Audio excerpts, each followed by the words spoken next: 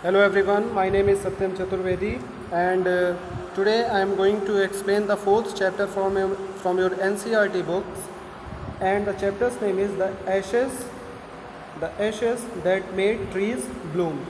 Ashes means राख, that made trees bloom means जिन्होंने tree को क्या किया, bloom कर दिया, means that means tree blossom again, या खिला दिया या grow कर दिया, right? So before we read, let's see what had been given for us.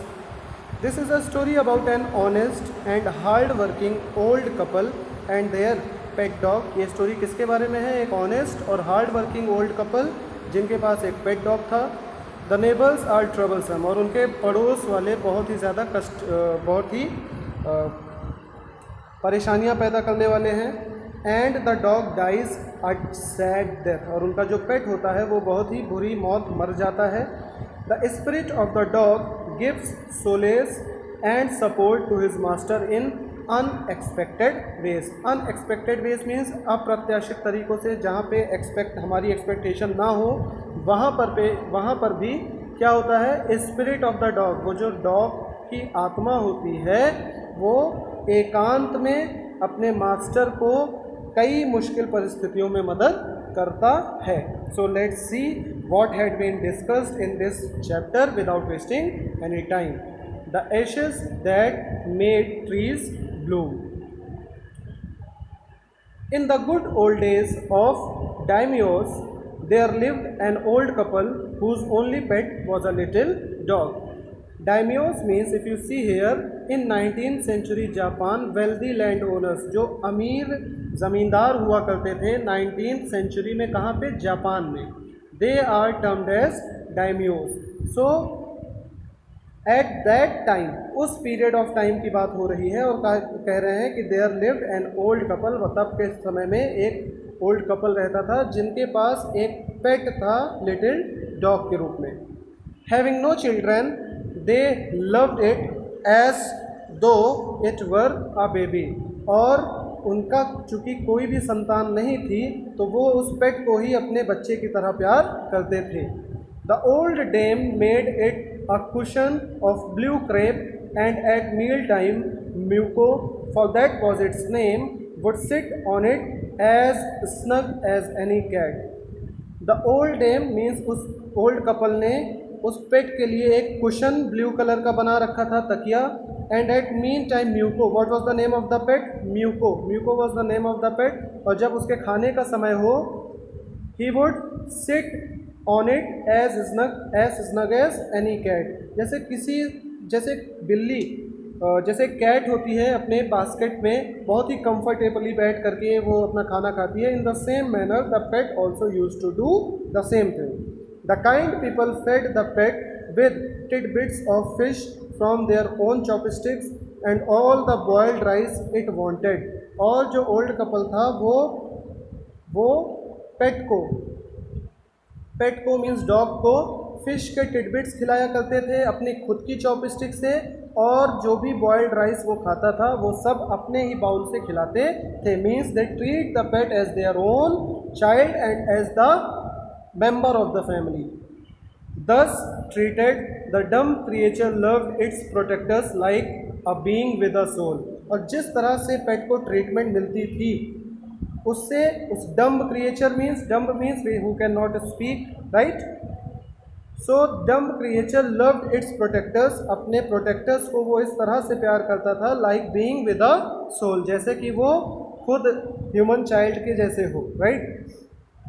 The old man, being a rice farmer, went daily with hoe or spade into the fields, working hard from morning until Tento-sama, as the sun is called, had gone down behind the hills.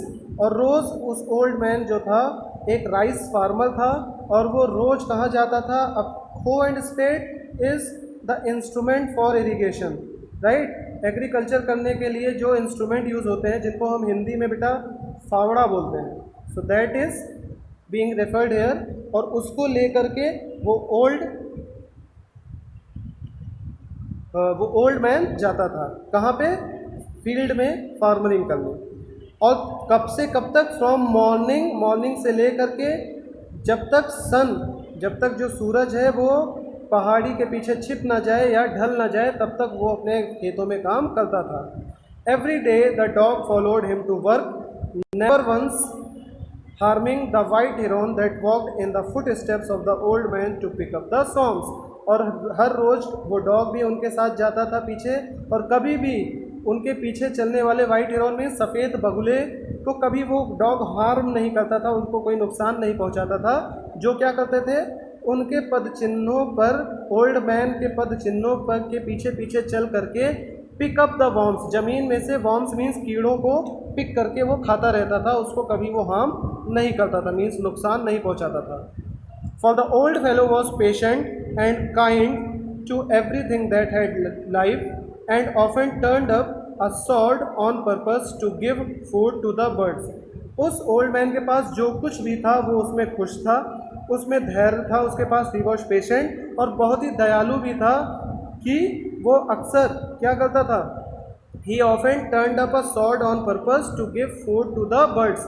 वो गड्ढे खोद करके उसमें खाने रख देता था, किसके लिए, बर्ड्स के लिए, ठीक है। So this was his kindness, that kindness will be definitely reverted back by the love of his pet.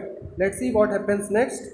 One day the dog came running to him, putting his paws against his legs and motioning with his head to some spot behind. एक दिन क्या हुआ, the dog came running to him, dog उनके पास दौड़ता हुआ आया, putting his paws against his legs, अपने पंजों को उनके पाँव के पास ले जा करके, and motioning with his head to some spot behind, और अपने हेड से कहीं ना कहीं ले जाने की तरफ वो इशारा कर रहा था। मोशनिंग हिज मीन्स इशारा कर रहा था पीछे की तरफ किसी स्पॉट पर ले जाने के लिए। The old man at first thought his pet was only playing and did not mind it. So first what was the first impression, उसने सोचा कि his pet is only playing, और उसने कोई रिस्पॉन्स इस पर नहीं किया। But the dog kept on whining and running to and fro for some minutes, और लेकिन इसके बाद कुत्ते ने लगातार उनके पीछे वो पड़ा रहा या उनको घसीट रहा था बात बात पे, कहीं वो उन्हें ले जाना चाहता था। Then the old man followed the dog a few yards to a place where the animal began a lively scratching. और फिर उसके बाद ओल्ड मैन ने कुत्ते को, अपने पेट को फॉलो किया कुछ यार्ड्स पीछे, और वहाँ पे ले गया। The animal began a lively scratching means dog took them to a place where he started digging, means वो कहीं पे जाकर के गड्ढा करने लगा अपने पंजों से। Thinking it was possibly a buried bone or bit of fish, the old man struck his hoe in the earth. और वो ये सोच रहा था कि जिस जगह पे वो पेट गड्ढा कर रहा है वहाँ पे या तो कोई हड्डी का टुकड़ा या फिश मीन्स मछली का कोई अंग दबा होगा जिसके लिए वो डॉग परेशान है, या जिसको खाने के लिए डॉग उसे स्नैच कर रहा है। The old man struck his hoe in the earth, ये सोचते हुए ओल्ड मैन ने अपने फावड़े को जमीन पे, अर्थ पे चलाया। When low a pile of gold gleamed before him, और जब उसने उस फावड़े को जमीन पे मारा तो क्या हुआ, अ पाइल ऑफ गोल्ड, सोने से बड़े सोने की मुद्राएं उसके सामने आ गई। If you see in this particular image you can see clearly that when he had digged so he had found a pile of gold, सोने से भरे हुए ढेर।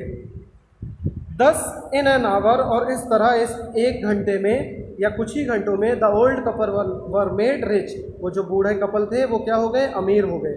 The good souls bought a piece of land, made a feast for their friends and gave plentifully to their poor neighbours, और जब उनके पास ढेर सारे पैसा आ गया तो उन्होंने अपने आस पड़ोस के लोगों को पार्टी की और बहुत सारे दान पुण्य भी किए। प्लेंटीफुली टू देयर पुअर नेबर्स, जो भी आस पड़ोस में गरीब लोग थे उनको दान में भी चीज़ें दिया, और अपने लिए एक पीस ऑफ लैंड मीन्स ज़मीन का टुकड़ा भी खरीद लिया।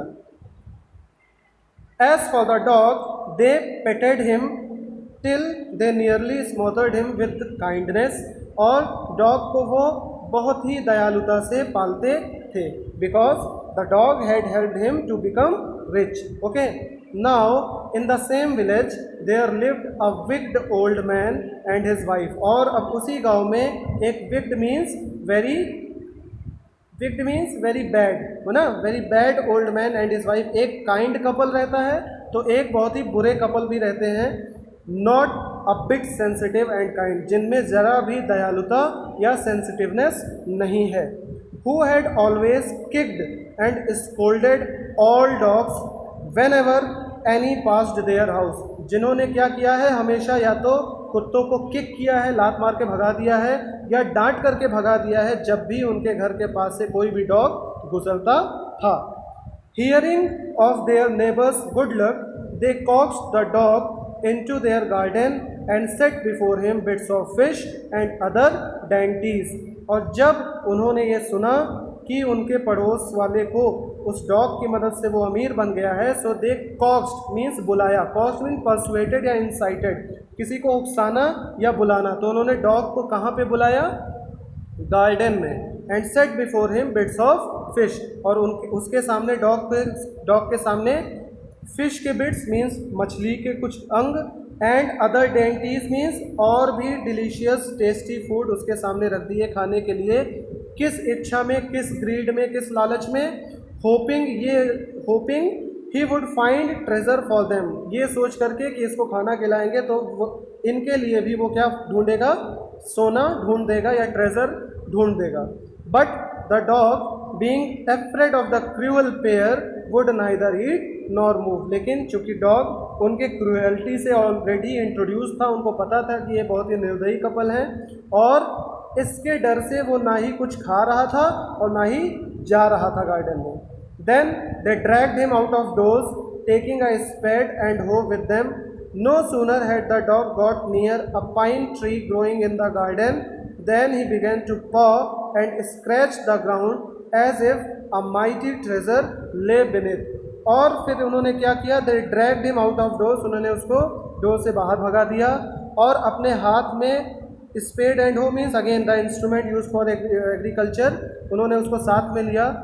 No sooner had the dog got near a pine tree growing in the garden than he began to paw and scratch the ground. और जैसे ही डॉग उस गार्डन में एक पाइन ट्री के पास जो कि ग्रोइंग स्टेज में था उसके पास पहुंचा, डॉग क्या करने लगा, अपने पॉज से, अपने पंजों से उसके ग्राउंड को स्क्रैच करने लगा, और ये सोचा as if a mighty treasure lay beneath. So जब उस कपल ने, when the old couple saw the dog dragging the earth, they thought that they had found their treasure, और उनको लगा कि उसके नीचे ढेर सारा सोना गड़ा होगा।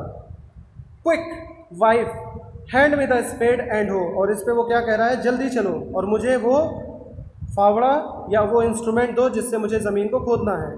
Cited cried the greedy old fool, या उस लालची ओल्ड फूल ने चिल्ला करके बोला, as he danced with joy and he became very excited as well as happy that he had got the treasure there.